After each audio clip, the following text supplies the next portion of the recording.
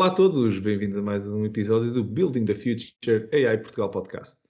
Podcast onde abordamos os diversos temas ligados à inteligência artificial e à aprendizagem máquina. O meu nome é Marco António Silva e hoje temos algumas novidades para vocês. Infelizmente, o Rui Quintino, por razões pessoais, teve que se afastar aqui da equipa e passa a juntar-se a vocês, desse lado, como ouvinte do podcast. Um grande abraço para o Rui e muito obrigado por este ano, quase, de partilhas e conversas mesmo muito interessantes. Mas nem tudo são más notícias, porque a equipa continua a ter 3 pessoas. Vocês já conhecem o habitual Vítor Santos. Viva Vítor, olá. Olá, bom dia. Bom dia. Viva, viva. E passo a apresentar a nossa nova adição à equipa do AI Portugal Podcast, o José António Silva. Bem-vindos, então, aqui à equipa. Olá Marco, olá Vítor, muito obrigado aqui pelo convite, é um orgulho para mim estar aqui, já vos conheço há muitos anos, portanto tenho acompanhado o vosso percurso e portanto podermos juntar aqui a este grupo é espetacular, é mesmo muito bom. Não sei se vou conseguir substituir o Rui Quintino, é praticamente impossível. Espero poder trazer outras perspectivas, complementar com algumas coisas adicionais. E portanto vamos continuar de certeza absoluta a ter aqui o feedback dele e se calhar um dia convidá-lo também para ele nos falar sobre as novas aventuras onde ele está a meter e continuarmos com este tipo de percurso. E obrigado pela oportunidade. É isso mesmo, então. Sem dúvida que aqui o lugar do Rui vai continuar cá sempre, a marcar presença constante aqui no podcast, nem que seja com as nossas referências a ele, de certeza que estarão, farão parte para sempre do podcast, e o Rui estarás sempre connosco aqui. E muito obrigado, Zé, por teres aceitado o desafio e de fazer parte desta equipa. Para quem, como vocês estão a ver, então, o Zetó passa agora a fazer parte da nossa equipa core, por isso vai estar a partir de agora nos nossos episódios. Para quem possa ainda não conhecer o Zetó, dê uma vista de olho aqui aos links na descrição do episódio para seguir, o LinkedIn do Zetó e o Twitter ficam a conhecê-lo um bocadinho melhor, mas não há nada melhor do que, fazemos aqui uma pequena apresentação. Zetó, para quem possa não te conhecer ainda, queres falar um bocadinho do teu percurso e até mesmo o teu contacto aqui com o mundo do AI? O meu contacto com o mundo do AI. Até. Agora. Só um bocado de contexto e como é que nós chegamos aqui. Eu comecei praticamente na Microsoft em 97 e conheci o Vítor também nesse percurso pela Microsoft. E durante muitos anos andamos neste mundo da evangelização, de trabalhar com as academias, com as empresas de software na adoção de tecnologia. Eu há uns 12 anos atrás voltei para o Porto e abracei um projeto de uma pequena empresa de consultoria, a fazer um esforço de transformação para produtos e comecei com uma função completamente diferente, muito mais baseada na investigação e no desenvolvimento de competências e acabei por me interessar por muitos outros temas relacionados mais com a infraestrutura que suporta todos estes talentos, não é? Todos estes rockstars que fazem as coisas acontecer, mas que por trás precisam de muitas outras coisas para garantir que estão a evoluir ao ritmo certo. E portanto eu fui-me aproximando naturalmente de todas as componentes de operações, de uma empresa de software as a service e portanto tudo que está relacionado com operações, com o provisioning, com a parte de licenciamento, tudo isso que está muito mais pouco visível naquilo que é o lançamento de produtos.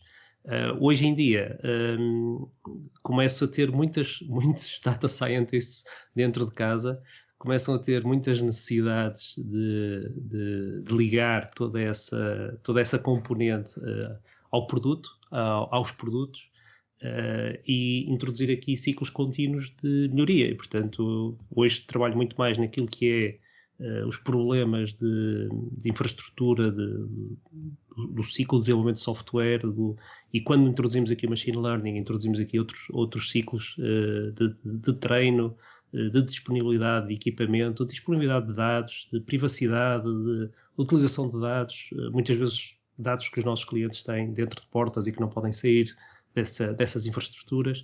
E, portanto, começa a trabalhar com problemas bem diferentes, que não são propriamente a parte fundamental do AI, mas eu diria que é a parte de engenharia, de suporte a todo o processo de machine learning, não é? Sim, sem dúvida. E o tópico de hoje, até nem de propósito, está bastante ligado exatamente com isso. E passando então, se calhar, exatamente para a nossa discussão de hoje, o tópico será, que nos vamos debater, então, será o AI on the Edge. O AI no Edge, um tópico que tem vindo a ser falado com um crescimento e a massificação do AI, um bocado lado a lado, acrescenta a adoção de inteligência artificial e machine learning para a resolução de problemas mais perto do tipo de problemas de real time, não é? Começamos a ver muitas arquiteturas que colocaram os modelos quase ao lado dos sensores e atuadores para ter latências mínimas na ordem dos milissegundos, e depois disso começamos a ver também tecnologias como o 5G a tentar fazer aqui promessas de latência zero e de mobile edge computing e criação até de novas arquiteturas com base nisso. Muita promessa tem sido feita e muitos problemas ainda por resolver, desde deployment de modelos que deixam de estar centralizados, que tem sido uma tendência também no movimento para a cloud.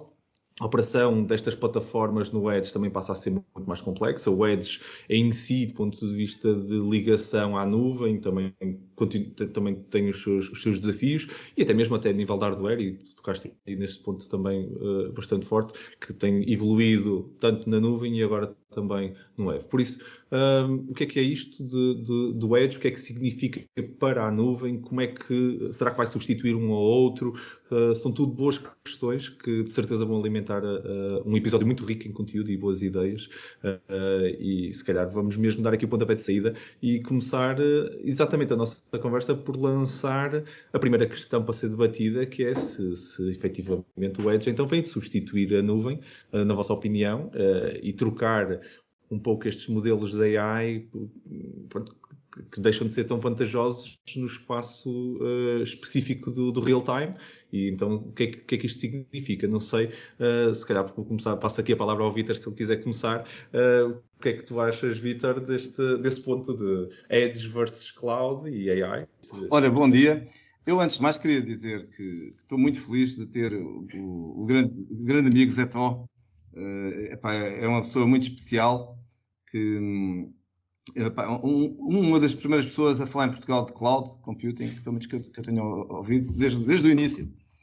E de facto, foi tão fantástico ter o Rui Quintino e agora ter o Zé Tó vai ser igualmente tão fantástico. Eu estou muito contente. Bem-vindo, Zé Tó. Fico mesmo com grande satisfação de voltarmos a encontrar inesperadamente, não é?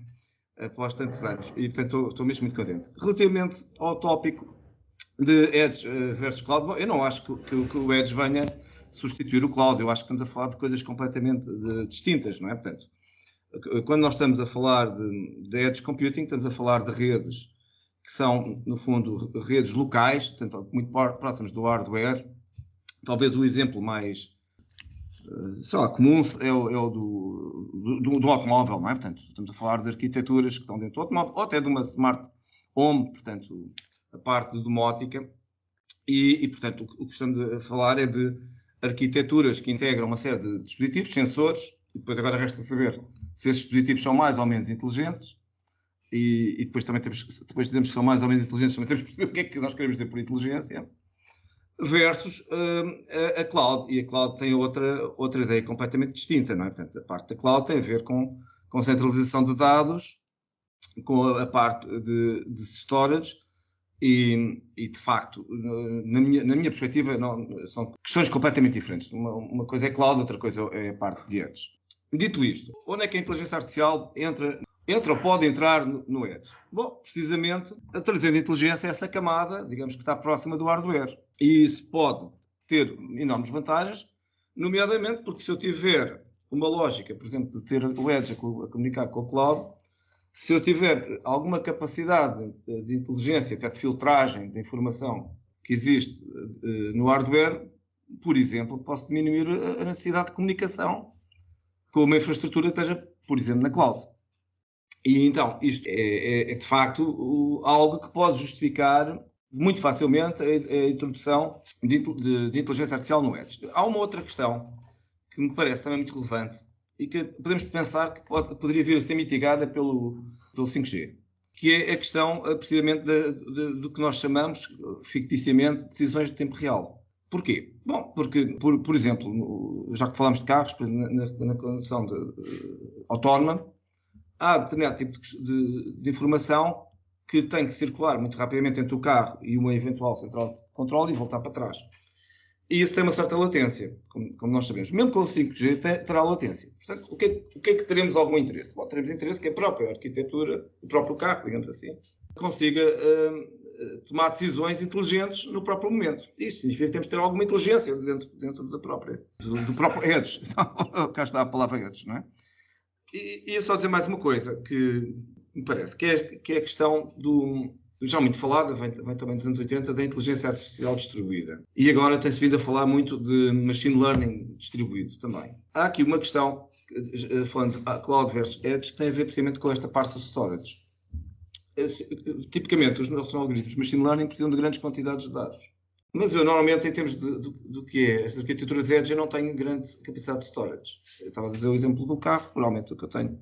Não será muito normal eu ir com uma grande data storage dentro do automóvel, não é? Eu digo eu.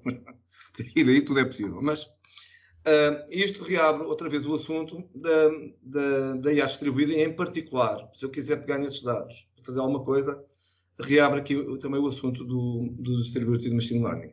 Isto, por acaso, levantaste aqui vários pontos e vou passar a palavra ao Zé Tal também, para também ouvir a tua opinião, Zé Tal. Mas entre as vantagens e desvantagens que tu já levantaste, storage, latência e até mesmo esta necessidade de distribuir um pouco os modelos, são tudo problemas, mas depois temos as decisões em tempo real e até mesmo alguns casos mais novos, no caso da condução autónoma, é sem dúvida um caso que ficou desbloqueado por causa do edge computing versus cloud. Depois eu também tenho aqui algumas opiniões, mas vou deixar o Zé Tó dar a tua opinião, portanto, o que é que tu achas deste mundo? Achas que substitui isto? O cloud morreu agora e vamos todos mudar para o edge?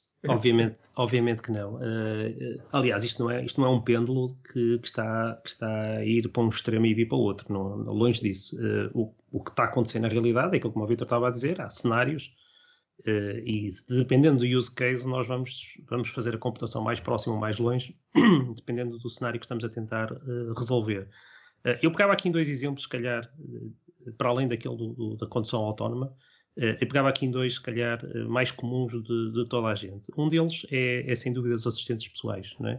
Nós, quando falamos para o telefone, quando falamos para um assistente, uma Alexa, nós temos aqui diferentes layers que são ativados conforme o momento. Não é?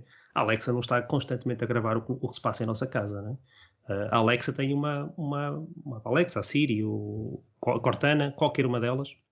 Eu tenho que ter cuidado aqui com essas palavras, que é para não ativar nada, mas estas palavras estão treinadas para, on the edge, serem automaticamente detectadas pelo equipamento. Portanto, nesta fase ainda não há nenhum tipo de cloud computing. Há apenas um modelo que está ali local, está distribuído. Algumas pessoas querem chamar nomes diferentes a estas assistentes e, portanto, esse modelo há de estar a correr dentro do hardware para evitar uma constante transmissão desses dados para a internet. Depois, começamos a ver aqui outras otimizações de edge na cloud, que é, a partir do momento que começamos a falar com o assistente, há uma primeira gravação do som que está a ser transmitida diretamente para aquilo que os operadores chamam o edge da rede deles. Por exemplo, no caso da Apple, no caso da Microsoft, no caso da Amazon, vai ser provavelmente um servidor muito perto de nossa casa que vai fazer a primeira parte de transformação do stream de áudio naquilo que a pessoa está a tentar dizer. E depois há uma terceira fase que provavelmente, a partir do momento que sabemos o que é que a pessoa pediu, vai ser transmitido por outro tipo de servidores mais centrais, por exemplo, para perguntar qual é o tempo que vai fazer, ou qual é outra coisa qualquer, ou se um determinado produto tem stock ou se não tem stock nos servidores da Amazon. Portanto, aqui o que está a acontecer é que o Edge está a tentar reduzir ao máximo a latência, portanto, trabalhar na experiência, E obviamente há coisas que nunca na vida vão poder ser feitas centralmente, embora há quem diga que se vai conduzir caminhões, como já se conduzem drones. Há pessoas, não é, em cenários de guerra que estão nos Estados Unidos e estão a conduzir drones no Médio Oriente. Isso, obviamente, tem que ser um mix entre aquilo que é os sistemas reativos do próprio equipamento local, não é? O caminhão tem que ter um sistema de travagem, tem que ter um sistema de detecção de risco, que não está propriamente dependente do condutor desse caminhão que está noutro sítio qualquer do mundo, não é? E, portanto, provavelmente aqui é mais uma questão de guidance e de decisões mais alto nível do que propriamente aquelas decisões imediatas que têm que ser tomadas localmente. E quem diz isto diz qualquer viagem interespacial, não é? Seria impossível fazer por controle remoto por causa da latência, não é? E, portanto, todos estes exemplos vão existir e nós vamos ver cada vez mais a cloud a vir para dentro de nossas casas, não é? A vir até nós. E, portanto, se nós hoje, quando olhamos, por exemplo, para um cenário, eu queria pegar aqui no segundo exemplo, que é os antivírus.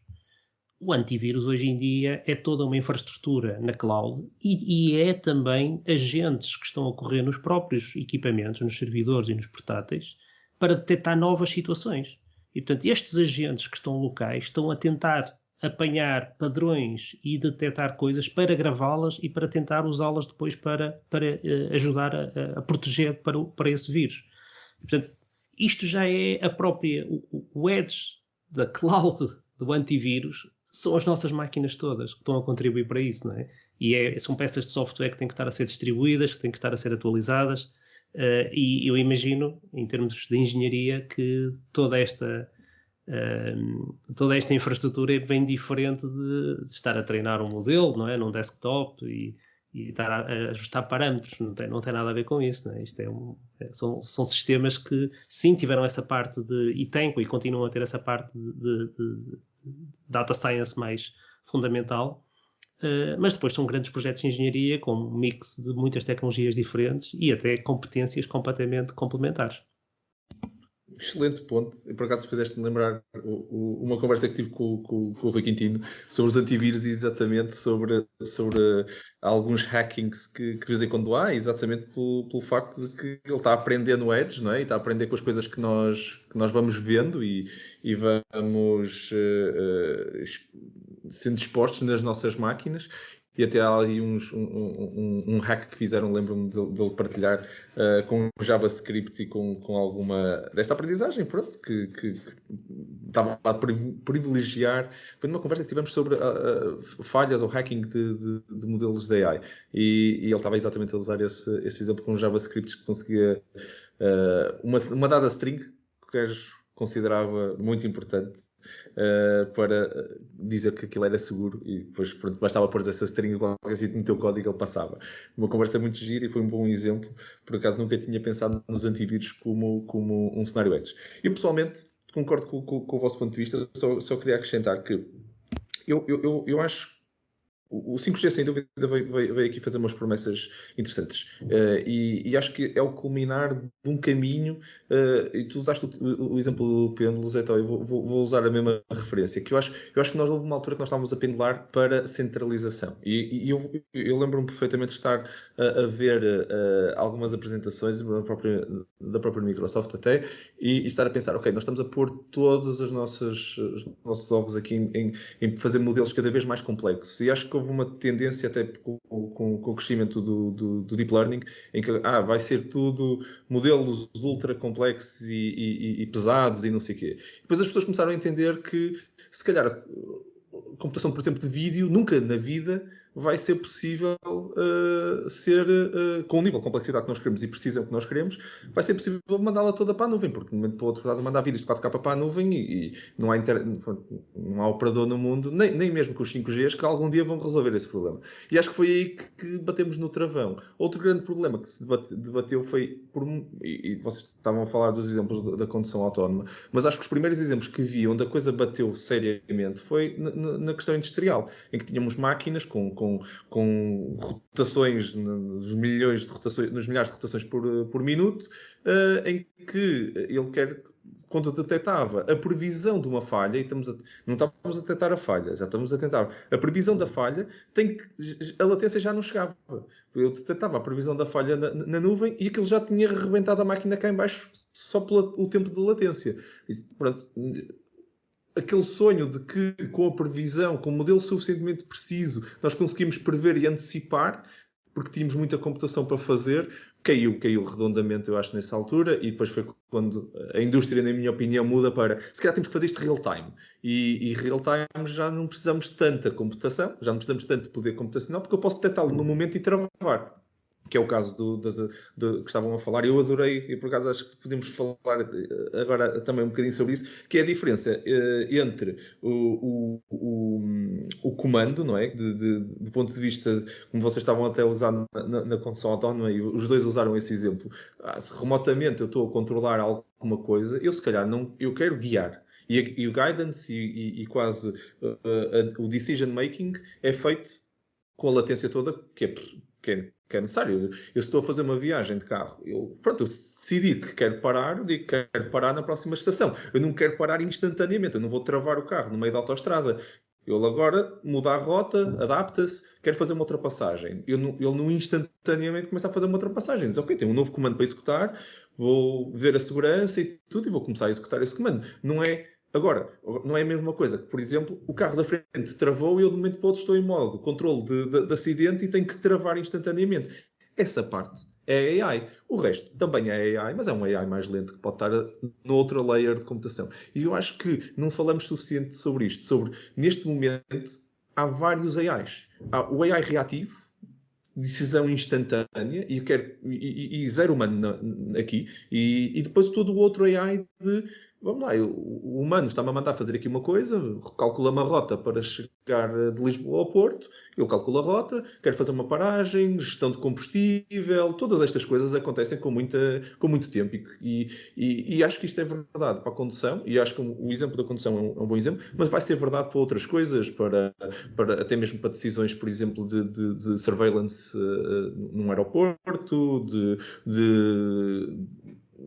domótica, falámos no caso da domótica, há coisas que são instantâneas, um incêndio é instantâneo, eu tenho que reagir, mas tudo o resto, o acordar, a mudança da rotina, essas coisas todas podem ser tudo computadas longe do Edge, no fundo. E começamos a criar aqui várias layers, e o exemplo da Alexa é um bom exemplo, dos Personal Assistants é um bom exemplo, e se calhar passo aqui a palavra para o Vítor para também ouvir a tua opinião, e se calhar começamos a debater estas layers todas do que é o Edge, a Cloud e as várias AIs. Bom, enfim, pronto, o Edge, portanto, é esta camada, digamos, junto ao hardware. Agora, eu queria pegar aqui em algumas coisas que estavas a dizer, Marco, e em particular esta questão de várias AIs. E eu ia dizer que, e concordo, há uma AI mais pesada e há uma AI mais leve. Antigamente dizíamos que eram os modelos reativos do Rodney Brooks, como a AI mais leve.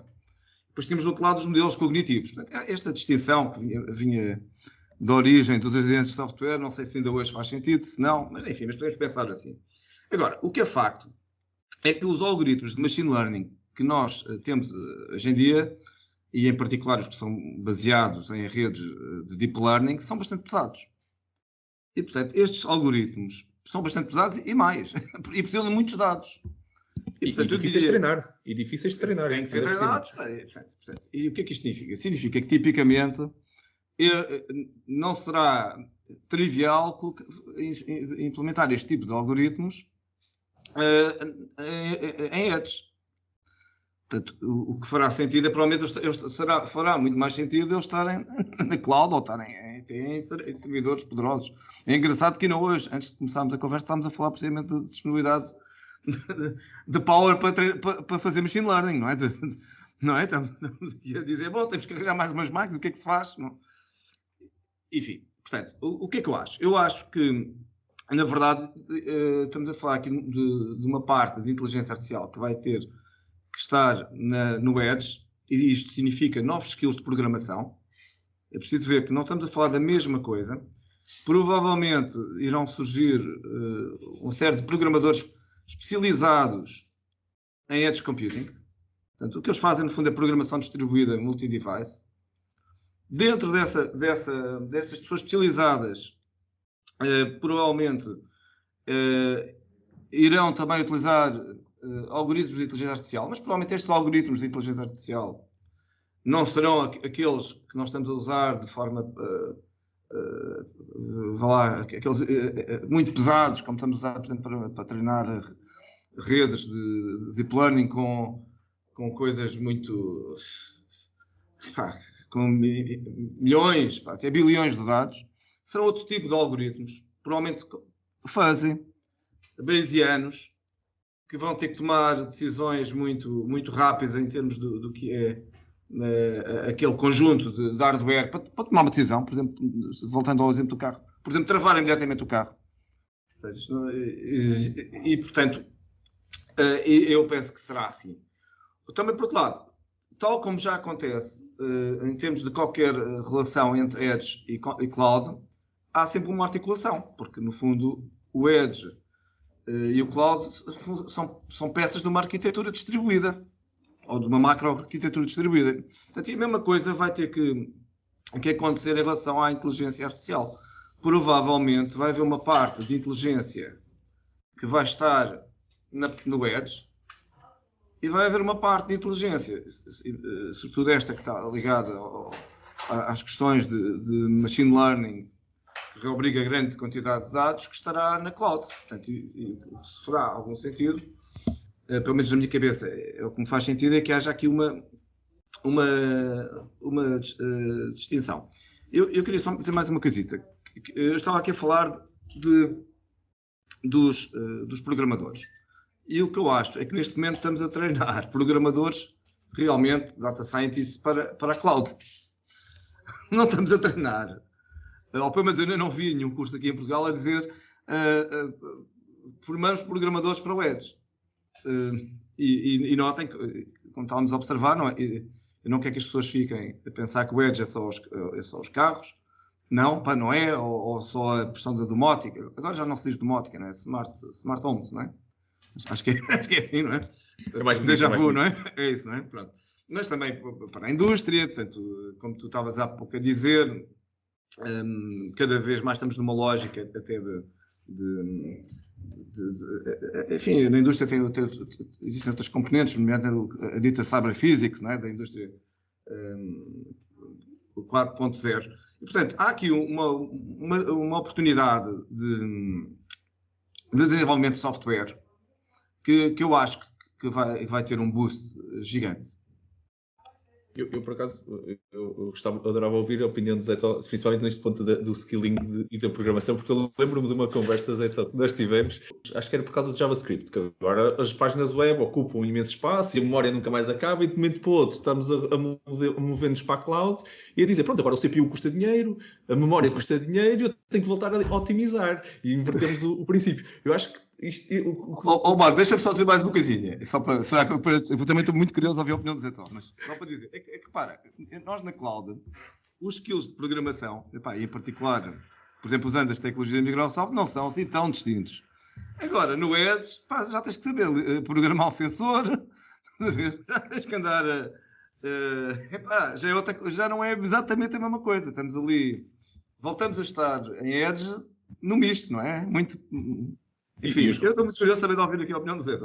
E os recursos são limitados e voltamos a ter que otimizar e a pensar noutras coisas que de vez em quando não pensávamos. Mas forças, Zé, eu adorava ouvir. Não, é extremamente interessante, e a questão da panóplia de equipamentos que está no Edge hoje em dia é gigantesca, não é? E não estamos a falar apenas do problema dos CPUs serem Intel, Apple Silicon, ARMs, etc.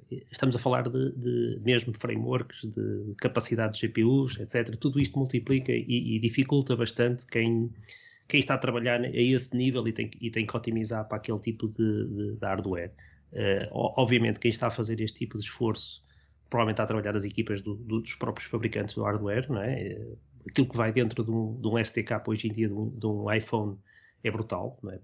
Nós sabemos que temos face detection, temos agora augmented reality, com o LiDAR temos percepção de profundidade, temos o que é que são as superfícies, o que é que são as mesas. Portanto, hoje em dia, quando se aponta um telefone destes para um espaço, a capacidade de percepção que é tratada ali localmente no próprio equipamento é brutal. Portanto, coisas que antigamente nós tínhamos que pegar num equipamento de alta definição para fazer o sensing de um espaço, gravar gigabytes de informação para depois meter em algoritmos na cloud a tentar reduzir o número de polígonos, tentar dar um sentido àquele espaço e criar um espaço 3D equivalente, para depois ainda tentar reduzir a complexidade para tentar enfiar aquilo dentro de um jogo e manter as frames por segundo aceitáveis.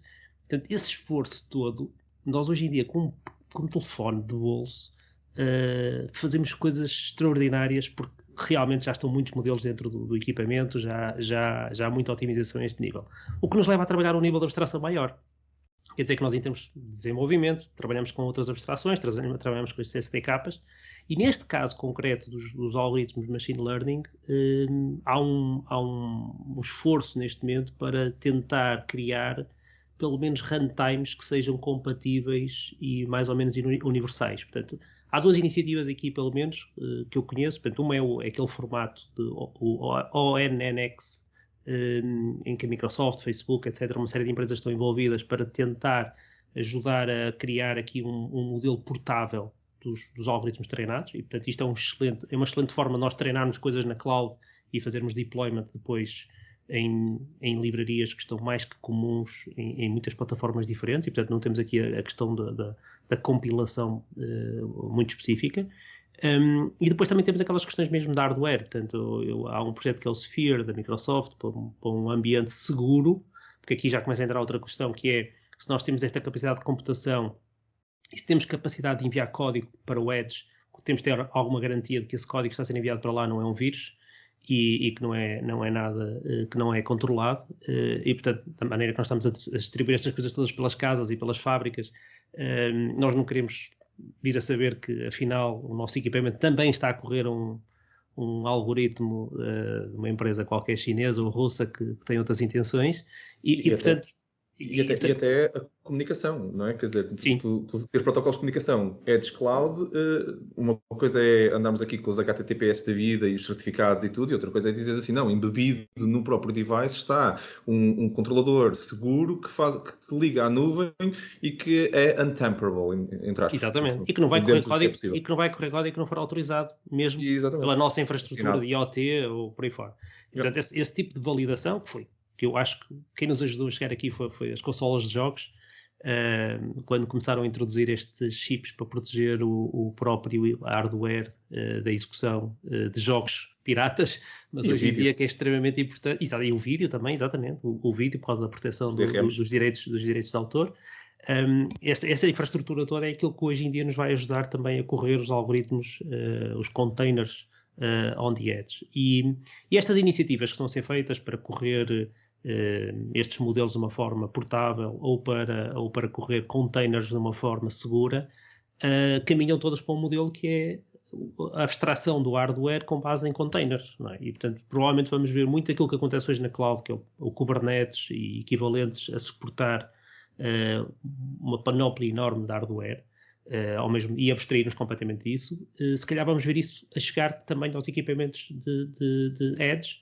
E já há N equipamentos, alguns mais de infraestrutura, para pôr no quadro elétrico, para pôr numa sala, que já correm containers lá dentro, e portanto é quase como se fosse uma extensão do nosso cloud computing para dentro daquele local. Mas já se fala em câmaras de vídeo que dentro da própria câmara também já podem correr containers. E portanto esse caminho vai nos permitir levar este tipo de computação para o Edge, e eu espero, Vítor, que sem termos que aprender tudo outra vez, porque o que a malta tem desenvolvido em termos de competências em cima de containers, que nos seja muito útil agora na movimentação para o Edge. E eu acho que já passamos aquela fase de agora há uma nova tecnologia, tipo um telemóvel novo, e vamos ter que aprender a programar para aquele telemóvel novo. Não, acho que nós estamos numa fase em que estamos muito mais preocupados em trabalhar com as mesmas ferramentas com que estamos habituados e podermos containerizar essa aplicação e distribuí-la nessa forma, sem ter que estar a trabalhar diretamente com aqueles SDKs e com aquelas APIs específicas daquele hardware. Isso, nesse aspecto, eu acho que estamos no bom caminho. Se calhar vamos aquecer um bocadinho mais o equipamento, porque todas estas camadas de abstração normalmente também trazem um bocadinho mais de peso de execução. Mas se as vantagens em termos de time to market, de tamanho das equipas, custo de fazer estes protótipos também se for muito melhor, nós também podemos trabalhar de uma maneira bastante mais rápida em novos problemas e novas soluções. Eu acho que esse ponto é mesmo o ponto. Eu acho que neste momento, a agilidade, e eu adorei o teu ponto de vista.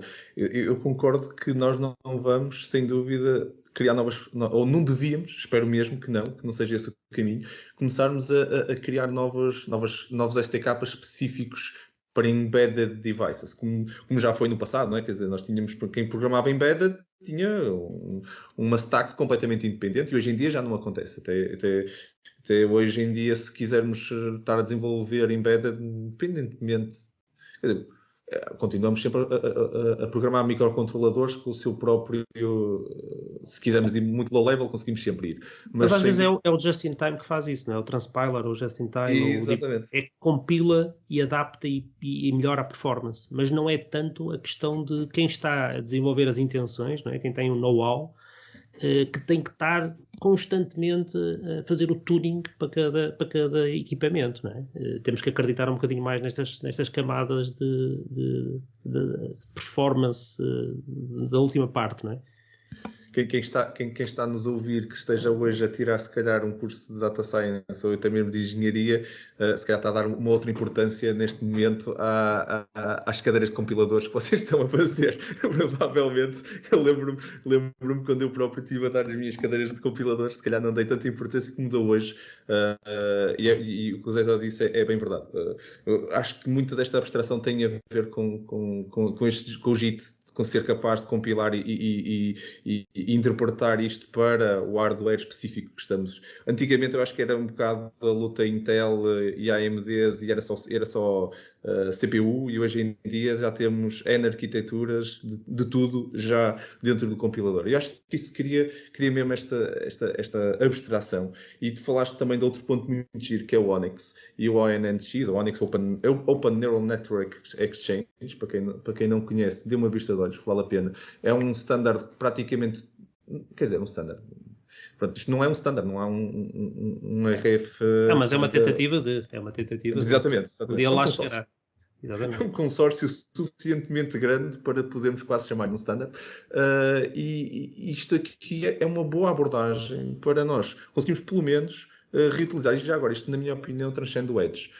Ok que correr no Edge ou correr na Cloud, mas é mais do que isso. É nós standardizarmos os modelos e conseguimos reutilizar o trabalho uns dos outros sem termos que andar. Eu fiz este modelo em TensorFlow e tenho aqui o código no GitHub e agora tem que alguém converter isto porque está a usar outro SDK ou outra layer para o seu próprio modelo. Eles não são interoperáveis, então está uma pessoa a retreinar o modelo. Alguém tem que publicar o dataset também para sair a mesma coisa. E pronto, não é replicável, não é manageable. E acho que isto aqui não só é manageable para ir para o Edge, como se torna também manageable para as equipas começarem a crescer e isto começar a acelerar. E acho que o grande termo e para mim o grande ponto da intervenção é mesmo nós arranjamos formas de acelerar. O Edge veio acelerar. Se não for para acelerar, só veio complicar e seria um mau caminho. Acho que não é o caso. Do ponto de vista de skills, eu tenho-vos a dizer que eu acho mesmo interessante que nós para treinarmos modelos, estamos sempre a falar do próximo supercomputador. E para o treino do modelo, eu acho que isto vai ser verdade. Vamos precisar sempre de computadores mais fortes. E queremos ir mais longe, mais parâmetros, vamos precisar de computadores mais fortes. Mas vamos ter que começar a pensar, e acho que isto aqui é um desafio para quem está a desenhar software, principalmente para os arquitetos deste tipo de sistemas de AI, em que tem que começar a separar os problemas. Há uma parte do problema que precisam do supercomputador, sem dúvida, e vamos continuar a precisar deles.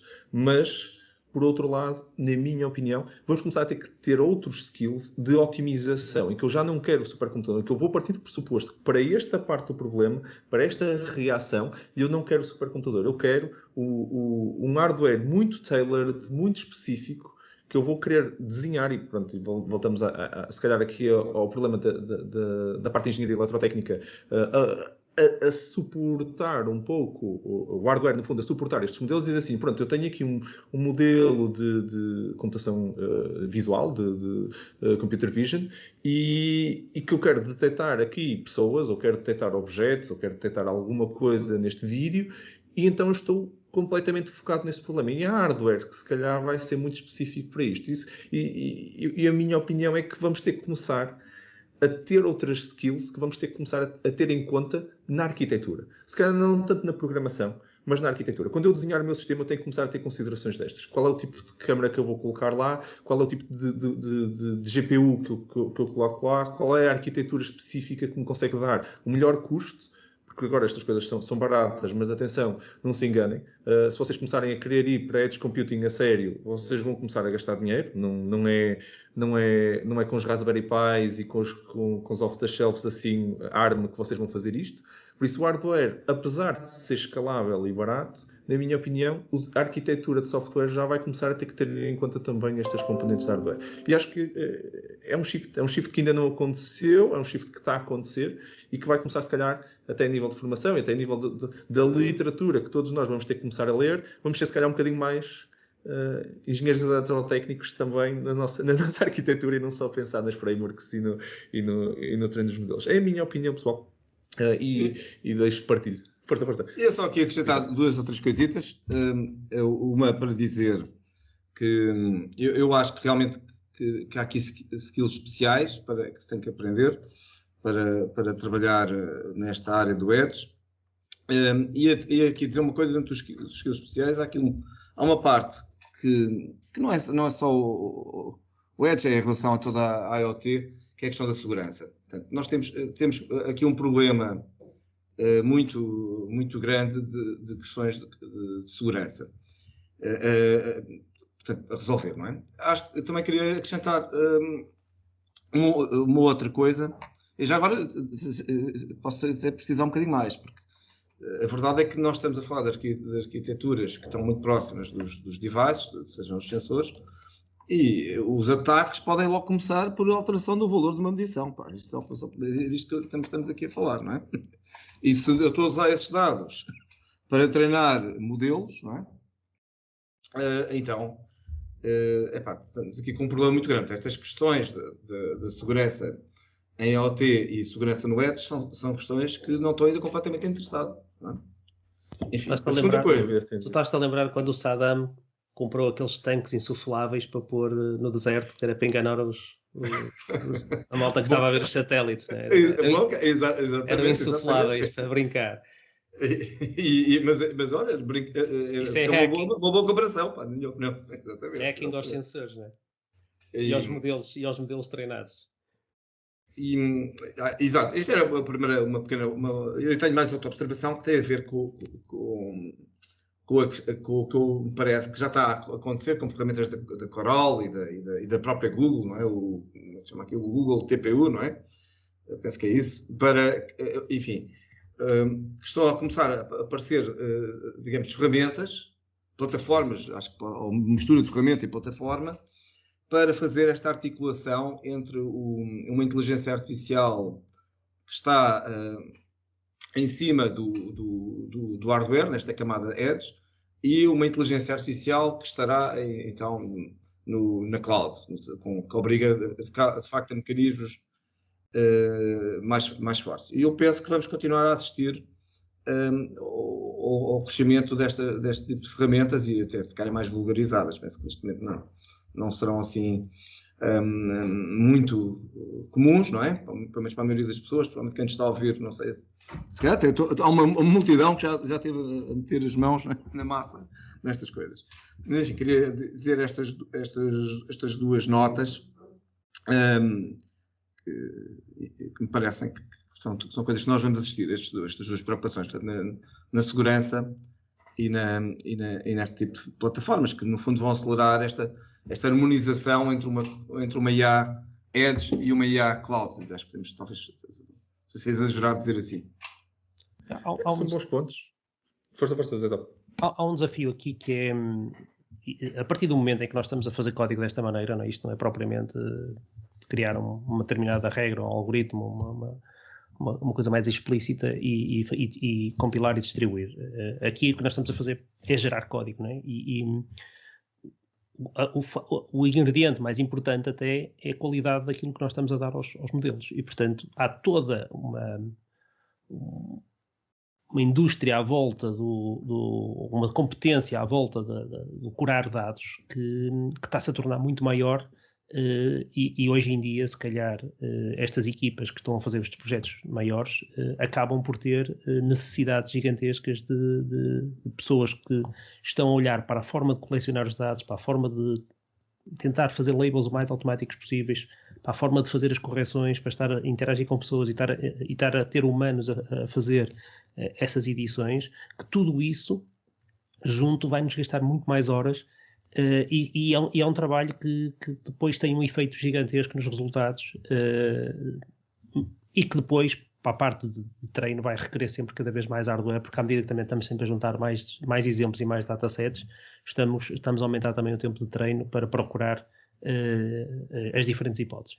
E este esforço, se calhar, e eu não quero desanimar ninguém que esteja neste momento a fazer estas formações na área de Computer Science, se calhar vou chegar à conclusão que o papel do Data Scientist é um papel importante, mas não é tudo para o sucesso destes modelos, não é? E nós sabemos os casos de malta que está a tentar fazer condução, e pego no exemplo da Tesla, falamos aqui da questão da decisão do hardware. Eles decidiram em 2012, não é? O hardware que eles decidiram pôr em termos de câmaras é um compromisso para muitos anos. Portanto, decidir pôr 6 ou 7 ou 8 câmaras, não sei quantas são, e não pôr lidar, e pôr um radar e não pôr lidar, são decisões de hardware que foram tomadas há muitos anos atrás e que continuam a ser a base para tudo o que eles estão a fazer em termos de treino e melhoria. Porque garantir que aquilo funciona, provavelmente tem que iterar muito, provavelmente tem que colecionar muita informação, mas não estão os carros todos a gravar a certeza absoluta 24 horas por dia o que é que está nessas câmaras. Portanto, eles têm que ter formas engenhosas de decidir quais são os samples que precisam, quais são as situações excepcionais que eles que querem, e isso pode ser por causa de um acidente, pode ser por causa de uma intervenção manual, pode ser por causa de uma série de reações humanas, mas que são suficientes para dar tagging de determinadas situações e permitir que essa informação seja útil para depois colecionar esses dados. E mesmo a colecionar esses dados, isto é tudo estatística, não é? Muitas vezes não interessa aquela imagem em concreto, interessa saber qual foi o evento que nos interessa trabalhar estatisticamente para determinar se aquilo é relevante ou não. Também não queremos estar a encher de certeza absoluta os datasets com excesso de informação que depois não é útil e só nos vai prejudicar o tempo de treino. Portanto, há aqui muitas decisões complicadas e estamos a falar de um caso em que nós estamos autorizados a transmitir as imagens para data centers nestes casos, mas há outras situações que nem podemos fazer isso, não é? Nós fomos para a área da saúde, em que temos que fazer muito, e nós temos mais experiência nisso. Nós temos de trabalhar com dados que não podem, muitas vezes, sequer sair dos data centers do cliente. Portanto, nós neste momento o que fazemos já chegamos, já temos feito, é levar hardware para dentro do hospital ou do data center, da instituição médica e trabalhar e processar lá dentro o treino com hardware especializado para melhorar os resultados. Portanto, nós aqui estamos a fazer estamos a usar o Edge Computing para levar os GPUs para perto de onde estão os dados, porque eles não podem sair de lá. Portanto, este é um padrão que provavelmente vamos encontrar em muitas situações relacionadas com conformidade, a área financeira, privacidade dos dados, ou nestas áreas de saúde, seguramente. E mesmo na parte de inferência, é muito provável que muitos destes algoritmos que depois vão estar em produção, no terreno, vão ter que estar a correr muito perto do paciente, por exemplo. Né? Um sistema que detecta alterações dos sensores biométricos e se está lá para salvar vidas, não é para estar à espera de uma comunicação para fora e estar dependente de uma ligação à internet, porque isso pode ser tarde demais, né, para reagir. E estamos a pensar aqui em vidas. Se formos levar este exemplo para aquilo que estamos a falar de conduzir drones ou conduzir caminhões, enquanto são equipamentos relativamente, eu diria, baratos, quando estamos a falar de conduzir um caça, uma brincadeira daquelas, se cair, é muito caro. muito, muito, muito caro. E, portanto, todos estes problemas de offline, de disponibilidade, não é só latência, e os momentos offline, e se aquilo ficar sem comunicações durante X horas, o que é que vai acontecer? E, portanto, hoje em dia a maior parte dos drones tem aquele fail-safe, que é se perder as comunicações, ele aterra num sítio qualquer que está pré-definido, e ele vai sozinho para casa. Mas é o return home. Aterrar um caça, não é? Ou aterrar um avião sozinho, tem os seus desafios, e é um custo, e é um risco muito alto. Portanto, é bom que estes equipamentos, não é, tenham estes fail-safes montados e sejam capazes de cada vez mais, de uma forma autónoma, reagir a este tipo de situações. Portanto, se houver uma situação, um gás num avião e todos os passageiros desmaiarem, nós queremos que esse avião tenha qualquer tipo de AI e autopilot para, pelo menos, poder fazer determinadas manobras de segurança, e depois com mais ou menos ajuda externa, porque hoje em dia também o facto do controle remoto está muito associado também aos sistemas de terrorismo e de hacking, sim, de hacking, e portanto o risco é muito grande, e portanto há muito medo em ter estas coisas assim, mas elas vão ter que existir, não é? Nós temos que ter estes fail-safes para proteger estas pessoas, estes equipamentos, etc. Eu acho que nós temos aqui, ainda temos aqui muito assunto, e vamos voltar a este tópico, sem dúvida, porque acho que ainda ficou. Agora abrimos a questão da segurança e ainda não tocamos a questão do deployment para o Edge, tem pena, mas já vamos com um episódio longo e acho que temos aqui assunto ainda para mais um episódio, e vamos se calhar passar para a nossa rúbrica e com a promessa de que vamos voltar a este tópico em breve para continuarmos a falar sobre Edge. Mas por enquanto vamos dar o salto então para a nossa rúbrica.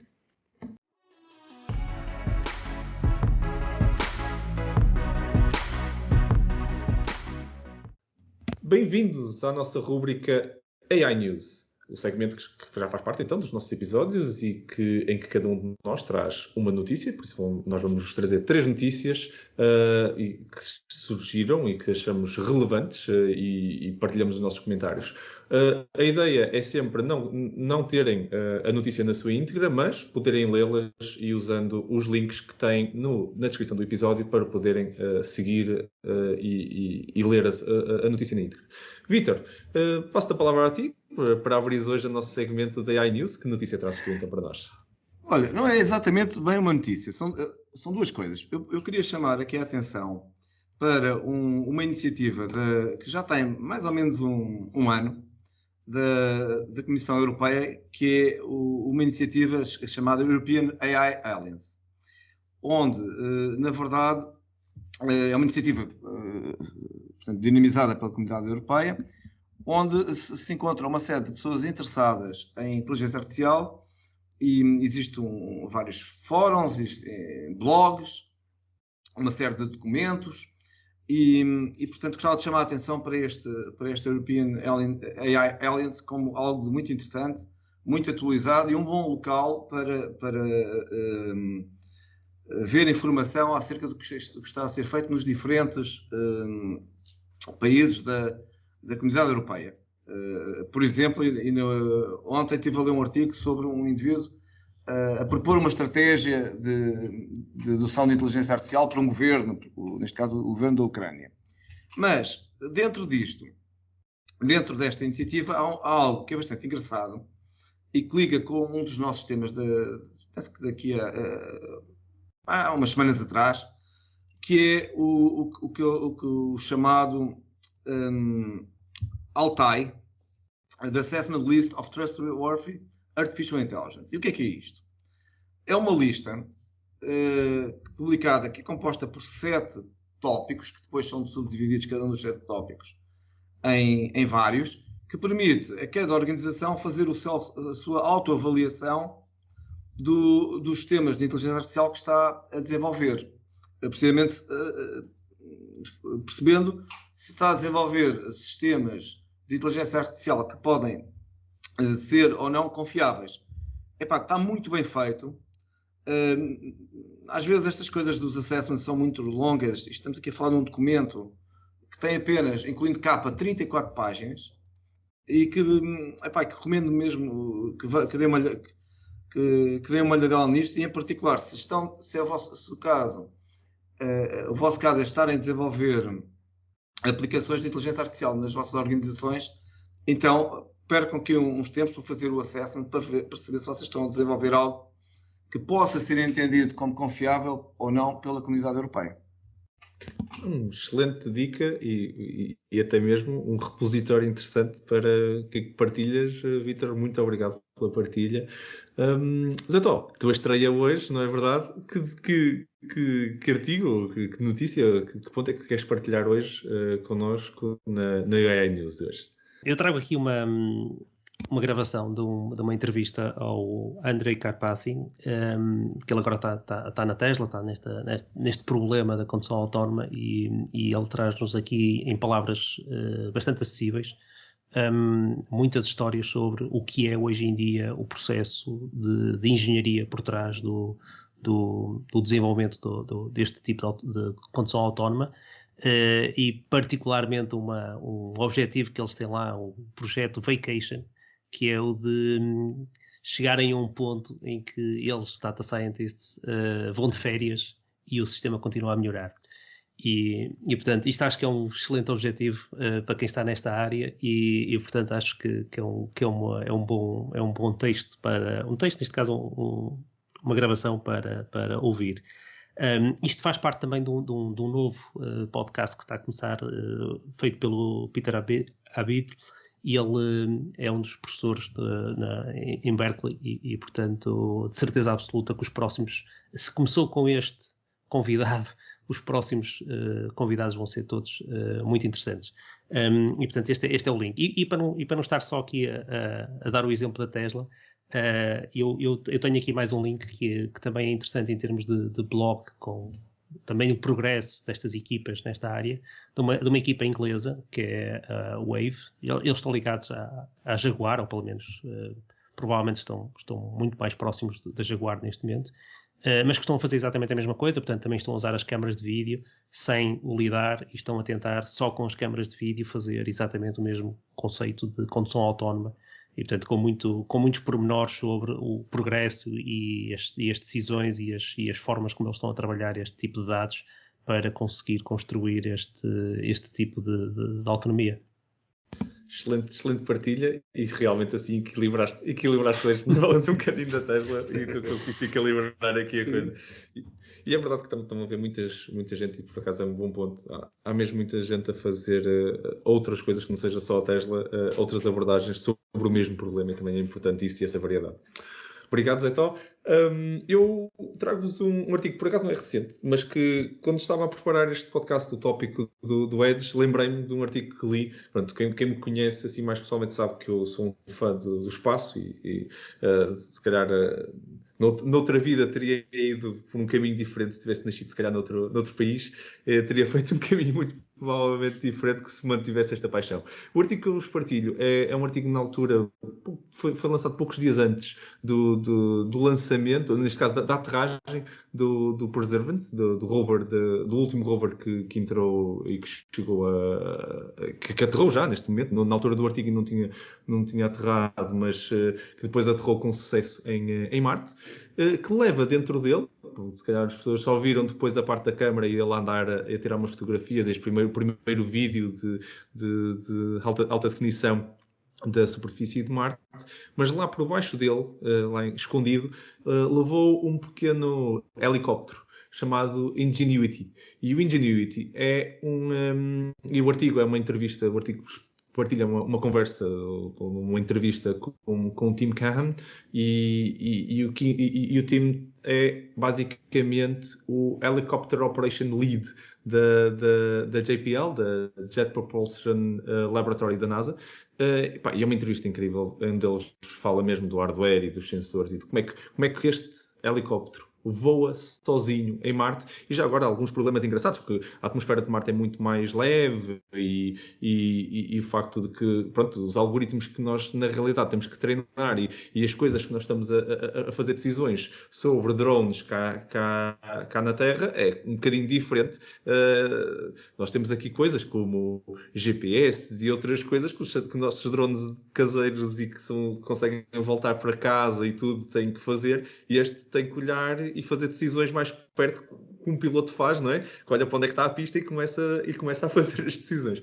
Isso é muito giro, a entrevista está muito bem conseguida e a forma como eles tiveram que construir este Ingenuity, não é? Para fazer, e que vai ser o primeiro drone a voar em Marte, e eu digo-vos com alguma inveja, esta equipa tem provavelmente aqui teve um trabalho incrível de ter programado isto, mas partilho convosco então este artigo para vocês lerem, e ficam aqui que se calhar muita gente não sabia, que aquele roverzito que tem aquelas rodinhas, tem um bocadinho mais do que só rodinhas e leva também um helicóptero lá dentro para estar a explorar Marte. Pronto, e assim terminamos mais um episódio. O meu nome é Marco António Silva e vocês estiveram a ouvir ao Building the Future AI Portugal Podcast. O podcast que vos traz tudo sobre a inteligência artificial em conversas informais e cheias de conteúdo. Um obrigado enorme por mais uma conversa interessante aos meus parceiros neste podcast e neste sofá virtual que já temos aqui hábito. Ao Vítor Santos, obrigado Vítor por mais um episódio e por mais uma conversa extremamente interessante. Muito obrigado, foi um prazer, como sempre. Obrigado, e obrigado por me calares, porque senão ficámos aqui umas horas, mas vamos continuar nos próximos meses, de certeza absoluta. Zé-Tó, muito obrigado e os meus parabéns por esta estreia espetacular. Foi uma conversa extremamente interessante e é sempre uma honra e um prazer gravar estes episódios convosco e voltar a ter estas conversas contigo, Zé-Tó. É um gosto enorme continuarmos a ter estes momentos para continuarmos a partilhar. Obrigado, claro, a todos que estão desse lado a ouvir-nos. É para vocês que nós produzimos este conteúdo. Muito obrigado por estarem desse lado. Tenham sempre em atenção que vocês, se quiserem nos fazer chegar alguma sugestão, algum feedback ou até mesmo ideias para tópicos que gostassem de ver abordados, podem nos fazer chegar um e-mail para podcast@buildingthefuture.pt. Nós estamos sempre disponíveis para ouvir o vosso feedback e agradecidos por vocês nos ajudarem a crescer. Fiquem atentos, como já é hábito, então, para o nosso próximo episódio dentro de 2 semanas. Até lá, muito obrigado por estarem desse lado e vamos continuar juntos, então, a ativar Portugal e construir um futuro melhor com a tecnologia. Muito obrigado a todos.